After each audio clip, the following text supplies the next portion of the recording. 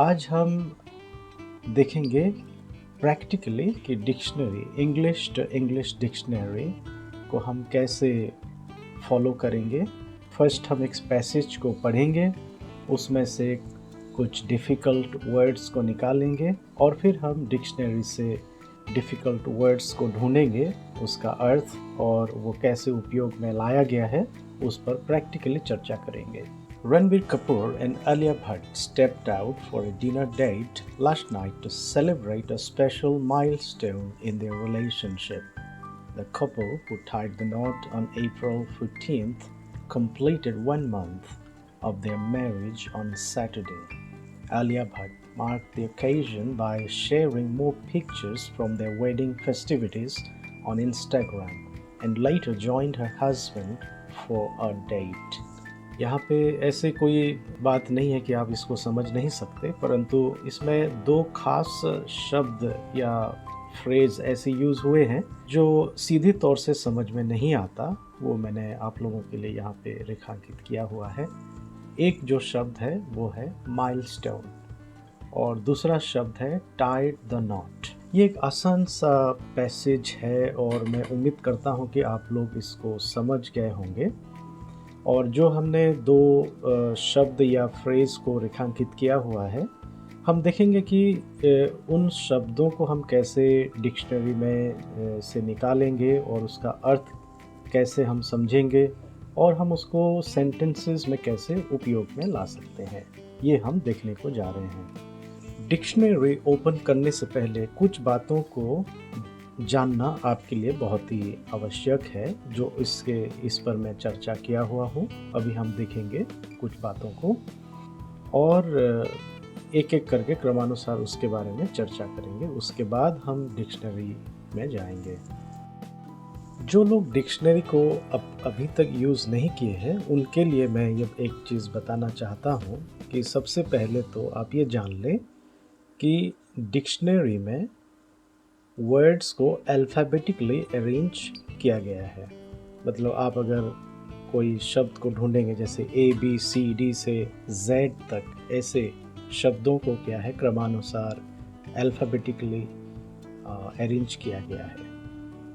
और दूसरी बात हम देखते हैं कि ठीक शब्द के बगल में दो स्लैंटेड स्ट्रोक्स के बीच में आपको एक फोनेटिक ट्रांसक्रिप्शन देखने को मिलता है। फोनेटिक ट्रांसक्रिप्शन का मतलब है आप कैसे उस शब्द को उच्चारित करेंगे, how to pronounce the word. So इसके बारे में वहाँ पे एक सिंबॉलिकल प्रेजेंटेशन के साथ दिया गया है, ताकि आप उसको देख करके शब्द को कैसे सही रीति से, या जो पूरे विश्व में जैसे लोग उसको उच्चारित करते हैं वैसे आप उच्चारित कर सकते हैं। इसको हम एक्सेप्टेड प्रोनाउंसिएशन भी कहते हैं, क्योंकि दुनिया भर में लोग एक शब्द को ऐसे ही उच्चारण करते हैं, जो कि बहुत ही महत्वपूर्ण है। प्रोनाउंसिएशन स्पोकन इंग्लिश में बहुत महत्वपूर्ण है, और जैसे कि स्पेलिंग रिटन इंग्लिश में।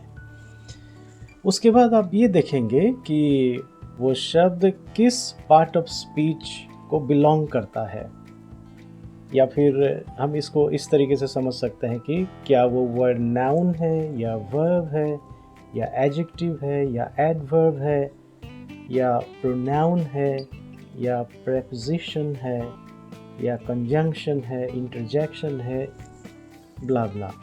इस तरीके से जैसे आपको ये पता चलेगा कि वो कौन से पार्ट ऑफ स्पीच है, तो आप शब्द को आसानी से सेंटेंस में उसके जगह में उपयोग कर सकते हैं। तो ये 3 बात को जानना बहुत ज़रूरी है। आशा करता हूँ कि यहाँ तक आप समझ गए होंगे। तो चलिए हम जो पहला जो शब्द है हमने रेखांकित किया था उस पर चर्चा कर लें। मैंने एक कैम्ब्रिज एडवांस्ड लर्नर्स डिक्शनरी से इसको एक पिक ले करके यहाँ पर मैं प्रस्तुत किया हूँ, उसको ध्यान से आप देखें। सबसे पहली बात देखें माइलस्टोन, और जैसे मैंने कहा था 2 स्लैंटेड स्ट्रोक के बीच में इसका प्रोनाउंसिएशन है। आपके लिए ये समझ पाना थोड़ा कठिन हो रहा होगा, लेकिन मैं उसको बता दे रहा हूँ, इसको कैसे उच्चारण किया गया है। Milestone, milestone. और जैसे एम के पहले एक स्ट्रोक देख रहे हैं आप, तो इसमें एम को ज़्यादा स्ट्रेस दे करके उच्चारण करना है। माइलस्टोन, माइलस्टोन, इस तरीके से इस शब्द को उच्चारण किया जाता है। यहाँ तक समझ गए आप। उसके बाद देखिए, प्रोनाउंसिएशन के बाद नाउन लिखा गया है। यहाँ पे अच्छा हुआ कि NOUN पूरा लिखा हुआ आ रहा है, लेकिन कई डिक्शनरी में आप इसमें सिंपली N डॉट, सिंपल जो स्मॉल लेटर N करके छोड़ दिया जाता है, तो कई लोगों को फिर समझ में नहीं आता कि ये क्या हो सकता है। तो N का मतलब है नाउन, यहाँ पे बिल्कुल नाउन करके ही लिखा आ रहा है, तो समझने में कोई दिक्कत नहीं है। और फिर देखेंगे कि उसके जस्ट बगल में C, कैपिटल C देखने को मिल रहा है। इसका क्या मतलब है, हमने पिछले, जिनको ये सब समझना है, आप लास्ट वीडियो में जाकर देख सकते हैं, एब्रीविएशंस यूज्ड इन डिक्शनरी वाले उस वीडियो को अच्छी रीति से आप देखें, समझें। C stands for countable, countable noun। सो यहाँ पे milestone क्या है, milestone is a countable noun, ठीक है। सो और फिर आगे देखिए 1 और 2 ऐसे आप देख पा रहे हैं। 1 मतलब ये शब्द को आप 2 अर्थों में उपयोग में ला सकते हैं, इसके 2 अर्थ हो सकते हैं।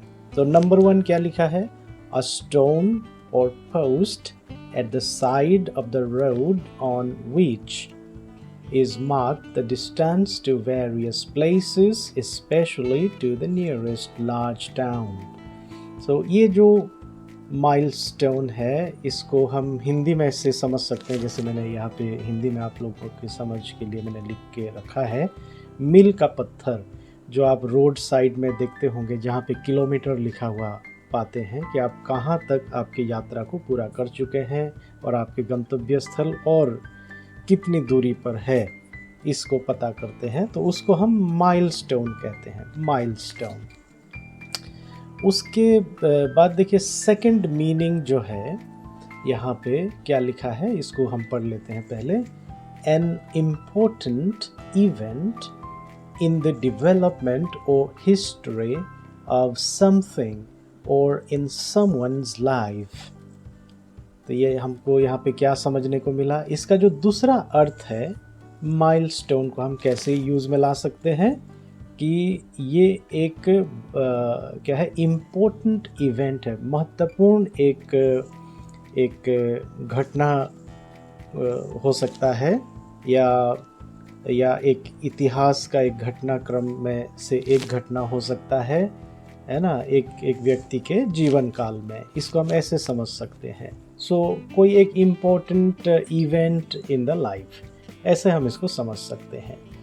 तो यहाँ पे देखिए, उसके बाद इटैलिसाइज्ड में होकर के कैसे एक और सेंटेंस आप यहाँ पे पढ़ पा रहे हैं, है ना। पहले मैं पढ़ लेता हूँ। He felt that moving out from his parents' home was a real milestone in his life। इसका ये जो है, ये है एग्जाम्पल सेंटेंस, जो मैंने आपको पहले भी कहा था कि एक जो शब्द है, आपको इंग्लिश डिक्शनरी में यही खासियत है कि एक शब्द को कैसे हम सेंटेंस में उपयोग कर सकते हैं, ये आपको और कोई डिक्शनरी में नहीं मिलता, परंतु ऐसे एडवांस्ड लर्नर्स डिक्शनरी में ही आप देखने को पाते हैं। तो यहाँ पे हमको आसान हो गया कि हमारे लिए आसान हो गया कि हम इस शब्द जो सेकंड मीनिंग में माइलस्टोन को कैसे यूज़ में लाएंगे और इसका अर्थ क्या है। एक व्यक्ति के जीवन काल में एक विशेष घटनाक्रम, इसको हम माइलस्टोन कहते हैं। और यहाँ पे जो एग्जाम्पल दिया है क्या है, उसके पेरेंट्स के घर से जब वो बाहर चला गया तो उसके जीवन में वो एक वास्तव में एक जीवन में एक विशेष घटना था करके यहाँ पे लिखा गया है। और जो पैसेज या जो न्यूज़ पीस को हमने पढ़ा, क्या आप कह सकते हैं कि इन दोनों में से कौन से अर्थ में उपयोग किया गया है? आप बिल्कुल सही हैं। अगर आप मेरे साथ एग्री कर रहे हैं, सेकंड मीनिंग में यूज़ किया गया है, क्योंकि रणवीर कपूर और आलिया भट्ट के जीवन में शादी विवाह बंधन में आ जाना उनके जीवन काल के लिए एक विशेष घटना है। तो इसमें जो माइलस्टोन है उसमें कोई रोड के किलोमीटर नहीं बताया गया, परंतु उनके जीवन काल में से एक विशेष घटना के रूप में उस शब्द को यूज़ किया गया है। आशा करता हूँ कि आप यहाँ तक समझ गए होंगे। अब हम चर्चा करने जा रहे हैं जो दूसरा शब्द जिसको हम रेखांकित किया था, टाइड द नॉट। और ये जो फ्रेज है ये इसको हम ईडियम कहते हैं। और ये ईडियम जो है फिक्स्ड एक्सप्रेशन है, इसमें हम कोई उसमें चेंज नहीं कर सकते। जैसा है उसको वैसे ही यूज़ हमको करना पड़ता है। तो हम देख लेते हैं आज के लिए जो ईडियम हमने रेखांकित किया है इस पैसेज में से, वो है टाइड द नॉट। और इससे जुड़ी और क्या ईडियम्स हो सकते हैं उसको भी मैंने जॉट डाउन किया है, तो चलिए देख लेते हैं। टाई द नॉट, जो फर्स्ट मीनिंग है उसको हम ऐसे समझते हैं, टू गेट मैरिड, विवाह बंधन में बंध जाना, tie the not. Second meaning में देखिए, टाइड टू योर मदर्स और वाइफ्स एप्रन स्ट्रिंग्स। इसका क्या अर्थ है? इसका ये अर्थ निकलता है, someone who is strongly influenced and controlled by that person।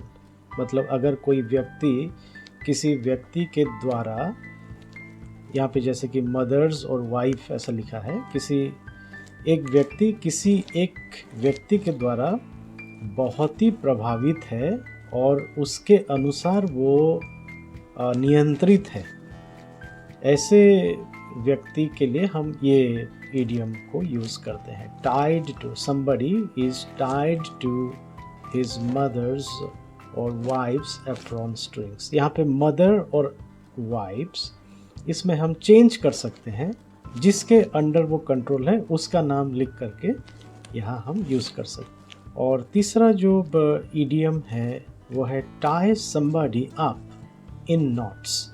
इसका क्या मतलब है?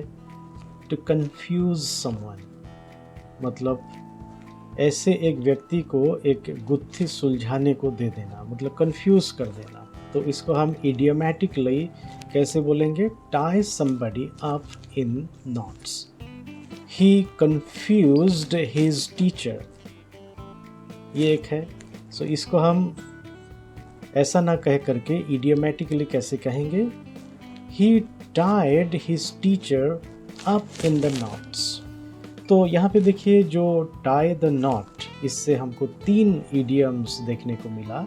जो फर्स्ट जो है tie the knot means to get married, विवाह के बंधन में आना। Tied to somebody's apron strings, इसका मतलब है किसी व्यक्ति के द्वारा विशेष प्रभावित या नियंत्रित होना। और तीसरा जो इडियम है वो tie somebody up in knots, इसका अर्थ है किसी को कंफ्यूज कर देना। तो इस तरीके से दोस्तों आप इंग्लिश टू इंग्लिश डिक्शनरी से आप बहुत कुछ सीख सकते हैं। इसलिए मैं बार बार मेरे वीडियोस में मैं एम्फेटिकली स्ट्रेस करता हूँ कि आपको एक English to English dictionary grab करना चाहिए, एक आपके पास होना चाहिए। और अगर आप अगर आप सीरियसली इंग्लिश को सीखना चाहते हैं तो एक इंग्लिश टू इंग्लिश डिक्शनरी यानी कि एक एडवांस्ड लर्नर्स डिक्शनरी को आपके पास होना बहुत ज़रूरी है। इसके बिना मेरे ख्याल से आपका सीखना अधूरा हो जाएगा। सो दोस्तों, मैं उम्मीद करता हूँ कि आज के इस वीडियो से आपको कुछ एक्स्ट्रा सीखने को मिला होगा कि कैसे हम इंग्लिश टू इंग्लिश डिक्शनरी को उपयोग करते हैं और कैसे हम डिफ़िकल्ट वर्ड को फाइंड आउट करते हैं और इंग्लिश डिक्शनरी में से कैसे ढूंढ निकालते हैं, उसके शब्दों को कैसे हम समझते हैं और उन शब्दों को जो डिक्शनरी में जैसे एग्जाम्पल सेंटेंस दिया गया है उसके अनुसार अपने ही सिचुएशंस में, परिस्थिति में उन शब्दों को कैसे इंग्लिश में उपयोग में ला सकते हैं। तो एक एडवांस्ड लर्नर्स डिक्शनरी आपके पास होना बहुत ही इम्पोर्टेंट है।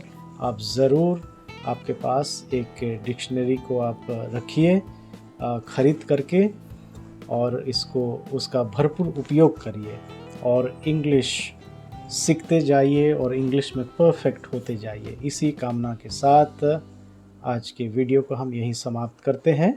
Bye bye.